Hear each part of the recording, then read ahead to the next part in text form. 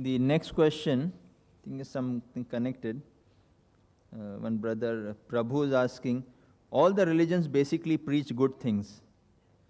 Thus, a person can follow any one of the religion. It is one and the same. The question posed is that all the religion basically teach good things. So you can follow any religion, it's one and the same. And I do agree with him in the first part of the question, that all religions do basically preach good things. For example, all religions say you should not rob, you should not molest a woman, you should not rape her. Hinduism says that, Christianity says that, Islam says that. But the difference between Islam and the other religions is that Islam, besides speaking of good things, it shows you a way how to implement those good things. Like all religions speak about brotherhood. But Islam practically shows you, it demonstrates how to practice it in your day-to-day life, salah, hajj, etc. So Islam, besides speaking theoretically, it shows you a way how to practice it in your life. For example, Hinduism says you should not rob, Christianity says you should not rob, Islam says you should not rob. So what's the difference between Islam and the other religions? Islam shows you a way how to achieve that state in which people will not rob. Islam has a system of zakat.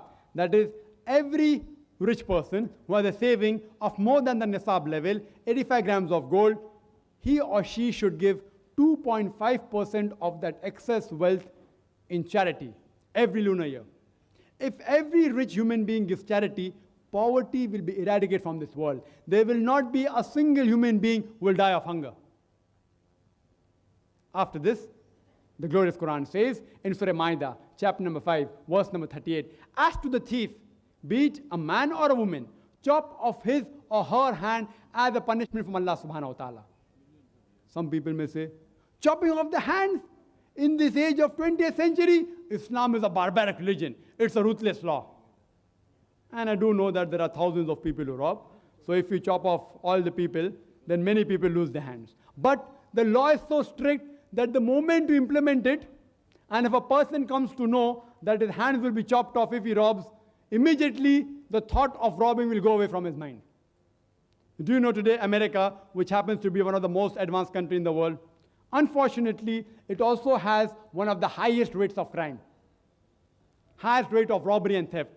I'm asking you a question. If you implement the Islamic Sharia in America, that is, every rich person gives zakat, 2.5% of his excess wealth in charity, and after that, if any man or woman robs, chop off his or her hand, I'm asking you a question. Will the rate of robbery and theft in America, will it increase?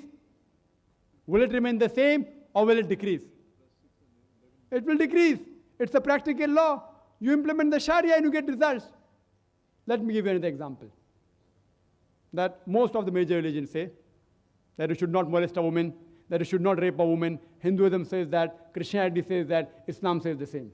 But Islam shows you a way how to achieve that state in which people will not, men will not molest or rape a woman. Islam has a system of hijab. People normally talk about hijab for the women. But Allah subhanahu wa ta'ala in the glorious Quran first speaks about the hijab for the man and then for the woman. The glorious Quran says in Surah Nur chapter number 24 verse number 30 that say to the believing man that he should lower his gaze and guard his modesty. Whenever a man looks at a woman and any brazen thought comes in his mind, any unashamed thought comes in his mind, he should lower his gaze. There was once a friend of mine, who was a Muslim friend, who was staring at a girl for a long time. So I told him, brother, what are you doing? It's prohibited in Islam to stare at a girl. So he told me, our beloved Prophet said that the first glance is allowed, the second is prohibited. I have not yet completed half my glance. What did the Prophet mean by saying the first glance is allowed, the second is prohibited? He didn't mean that you can look at a woman and stare continuously at her for 20 minutes without blinking. What the Prophet meant that if you look at a woman unintentionally, intentionally don't look at her again. Don't feast on her. That's what the Prophet meant. The next verse speaks about the hijab for the woman. Surah Nur chapter 24 verse 31 says that say to the believing woman that she should lower her gaze and guard her modesty and display not her beauty except what appears ordinarily of, and to draw a head covering over the bosom. And display not her beauty except in front of her husband, her fathers, her sons, etc. and a big list of mahram, the close relatives who she can't marry is given. And there are basically 6 criteria for hijab. The first is the extent which differs between the man and the woman. For the man, the extent is from the navel to the knee. For the woman, the complete body should be covered. The only part that can be seen are the face and the hands up to the wrist. Some scholars say even this should be covered. The remaining 5 criteria are the same. The second is the clothes they wear, it should not be so tight that it reveals the figure. Third, it should not be transparent so that you can see through. Fourth, it should not be so glamorous that it attracts the opposite sex. Fifth, it should not resemble that of the unbeliever. Sixth, it should not resemble that of the opposite sex. These are basically 6 criteria for hijab mentioned in the Quran and the Sahih Hadith. And the Quran says in Surah Ahzab, chapter 33, verse number 59, giving the reason for hijab. It says, O Prophet, tell your wives and the believing women that when they go abroad, they should put on the cloak so that they shall be recognized and it will prevent them from being molested. Quran says, hijab has been prescribed for the women so that it will prevent them from being molested. And the Islamic Sharia says, if anyone rapes any woman, he gets capital punishment. People may say, capital punishment? In this 20th century, Islam is a barbaric religion. It's a ruthless law. It's a barbaric religion. Do you know America, which happens to be the country which is supposed to be most advanced, it has one of the highest rate of rape. According to the statistics, it says that on an average, every day, more than 1,900 females are being raped every day. Every 1.3 minutes, one female is raped. Since the time I'm in this auditorium, it's more than 2.5 hours. How many rapes may have taken place? How many? More than 100 in America. I'm asking you a question. If you implement the Islamic Sharia in America, that is, every man, when he looks at a woman, he should lower his gaze. The woman should be properly dressed up in the hijab. And after that, if any man rapes, capital punishment. I am asking a question. Will the rate of rape increase? Will it remain the same or will it decrease? It will decrease the practical law. You implement the Sharia and you get results. And I've asked this question to non-Muslims that suppose someone rapes, unfortunately, your wife or your mother. And if you are made the judge, and if the rapist is brought in front of you, what punishment will you give? And believe me, all of them said, we'll put him to death.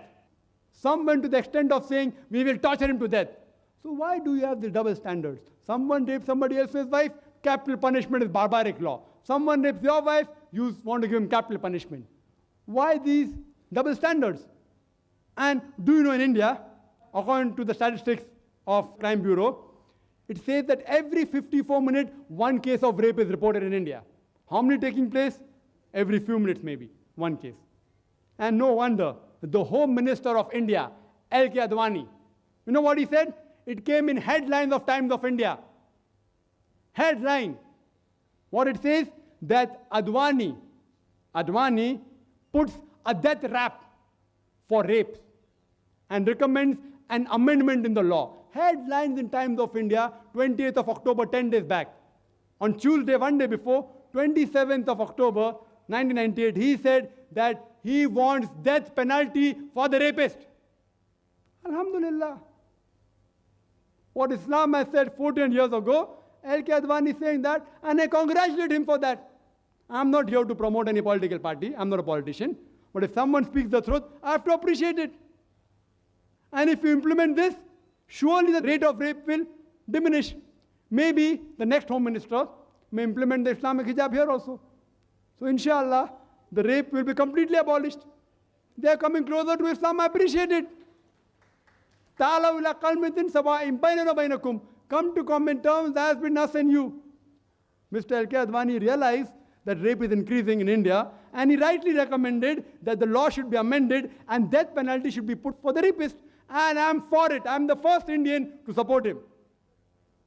So if you analyze Islam, besides speaking good things, it shows you a way how to achieve that state of goodness.